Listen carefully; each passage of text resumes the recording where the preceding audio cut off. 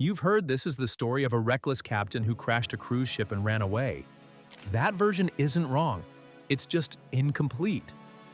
The captain was reckless.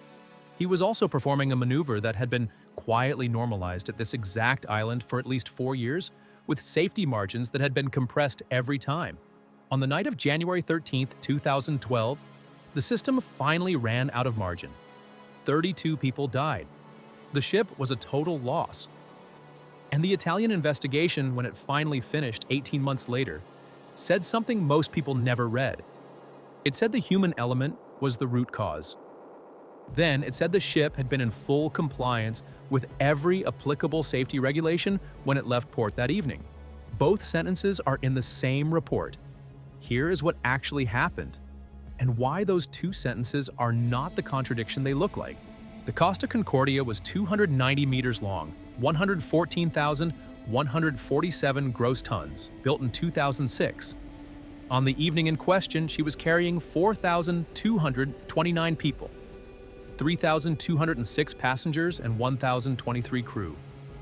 She had departed Civitavecchia at 1918, local time on a standard 7-day Mediterranean cruise, and she was on her first leg. The weather was favorable, the sea was calm, visibility was clear. There was no operational stressor of any kind acting on the ship. That last detail matters more than it appears to. Concordia did not fail under pressure. She failed in conditions a training simulator wouldn't have bothered to set. What was acting on the bridge that night was something else, a tradition. The sail-by salute is an old practice in Mediterranean shipping in which a ship deviates from its official route to pass close to a coastline. Sounding its horn, lighting itself up, saluting people ashore, and being saluted in return. Historically, it was done at low speed, in daylight, with the agreement of the local port authority. Captain Francesco Schettino had performed this maneuver at Giglio at least 4 times since 2007. The previous August, he had taken the Concordia past the island during a festival in daylight at reduced speed with the cruise line's approval. The mayor of Giglio had publicly thanked him for the spectacle. That maneuver had passed about a mile offshore. The normal Civitavecchia to Savona shipping route passes 4.3 nautical miles offshore. The August salute had compressed that by 3/4. Each time a sail-by happened at Giglio without consequence, the operational picture of what was safe shifted. The ship was teaching itself that the rocks were further away than they actually were. The investigation would later put this in a single sentence. Successful violations breed underestimation of risk.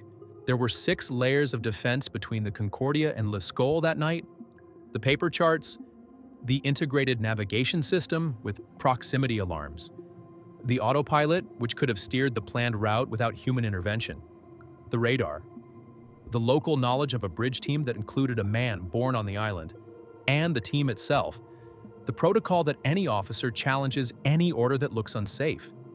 Each of those 6 layers was either bypassed, overridden, or never engaged. The accident did not break through a wall of safety. It walked through a wall the bridge had already opened. At 21:45:07, Lascola's outer underwater rock met the Concordia's port side below the waterline. The rock sits at 7.3 meters depth. The ship's draft was 8.2 meters. The geometry of the collision was set the moment the ship entered water that shallow at that heading. The hull tore open across 53 meters of length. 5 contiguous watertight compartments, containing most of the ship's vital propulsion and electrical equipment, began flooding immediately. The Concordia was designed to survive flooding of 2 adjacent compartments. 5 is structurally fatal. From the moment of impact, the ship could not be saved. The planned safety margin had been half a nautical mile. The actual closest approach was approximately 100 meters. The ship had cleared its own safety margin by a factor of 10, on the wrong side. What happened next was no longer a navigational error. The investigation would later treat it as a separate failure entirely. Within minutes, the ship lost propulsion. The rudder froze. The lights went out. The Concordia began drifting on wind and current, listing slightly to starboard. By 21:55, the engine crew had confirmed major flooding. The captain now knew the damage was structural. He knew the ship was finished. His first call was not to the Coast Guard. It was to Roberto Ferrarini, the designated person ashore for Costa Crociere, the company's onshore crisis coordinator. The conversation, later recovered and entered into evidence, did not describe a hull breach. It described a blackout. The mayday was not transmitted promptly. The general emergency alarm was not sounded for over an hour after impact. Passengers who had been gathered at muster stations were told the problem had been resolved and to return to their cabins. The ship was carried by current toward Punta Gabbianara, a shallow shelf on the island's east coast. By around 2300, the Concordia grounded. The list, which had been around 15 degrees, deteriorated rapidly. Within minutes, it was at 80 degrees. The starboard side of the ship had become the floor. Lifeboats on the high side became almost impossible to launch. Approximately 2/3 of the people on board reached land on the ship's own lifeboats and rafts. The remainder were rescued by the Italian Coast Guard over the following 6 hours. The captain was not among any of those groups because by approximately 23:30 he was no longer on the ship. Schettino had reached shore before most of his passengers. At 1:46 in the morning, with the Concordia on its side and people still trapped inside, the operations officer of the Livorno Coast Guard Captaincy, Captain Gregorio De Falco, reached him by radio. The conversation was recorded. "You go on board. That is an order.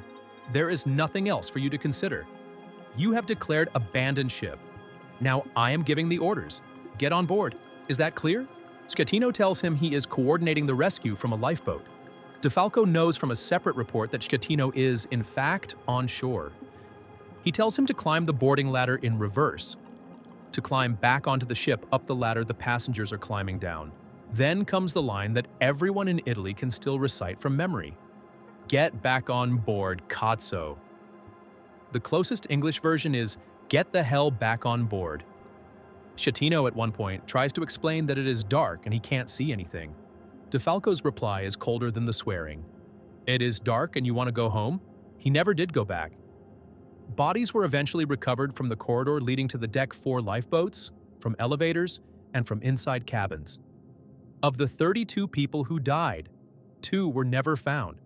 The trial in Grosseto convicted Francesco Schettino of multiple manslaughter, causing shipwreck and abandoning ship while passengers remained aboard. 16 years. 4 crew members and a Costa Crociere official were also convicted.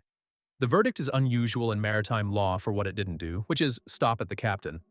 It convicted the procedural environment as well, which is the moment most people start asking the harder question. Not why Schettino did it, how the system led him. The Italian Ministry of Infrastructure and Transport's final report contains the sentence most readers skip past. At the moment the Concordia left Civitavecchia that evening, the ship was in full compliance with every applicable solace regulation. The certifications were current. The crew was qualified. The voyage plan had been filed. The maneuver that destroyed her was operating in a regulatory blind spot. The International Maritime Framework had never been asked to close. Sail-bys were not illegal in 2012. They had been performed for decades by many lines at many ports. They had never produced a catastrophic outcome, which is the operational definition of a practice that has not yet failed. After the Concordia, international regulations changed. SOLAS now requires voyage plans to be communicated to the company before departure, so that an amendment made on the bridge cannot remain invisible to onshore oversight. The IMO's Safe Return to Port package was accelerated. Sail-by salutes were informally discouraged across the industry. They were not internationally banned. The Concordia is usually called a disaster, which is correct, but it is also a near miss for a different number. For the version of this incident that had been running quietly in the background of Mediterranean cruising for decades. Every time a captain had compressed a safety margin to give passengers a view of an island, every time the company had nodded and the port had cheered and the mayor had thanked him for the spectacle, the system had been getting closer to this configuration. Concordia is the version that ran out of margin in the worst possible arrangement. At night, at speed, in poor light, on an amended route that had never made it to the paper charts, with a confused bridge that included people who had no business being on it, and a rock at 7.3 meters that had been waiting in that exact spot for as long as the rock had existed. The mayor of Giglio had once thanked the captain for the spectacle. The same mayor after said only this: "This time around, it went wrong." which is the cleanest possible description of how systems like this actually fail. Not in the dark, not in storms, not at the edge of human capacity. They fail on the fourth or fifth time everyone has gotten away with it. On a calm night, in clear weather, 100 meters from a rock that was always going to be there.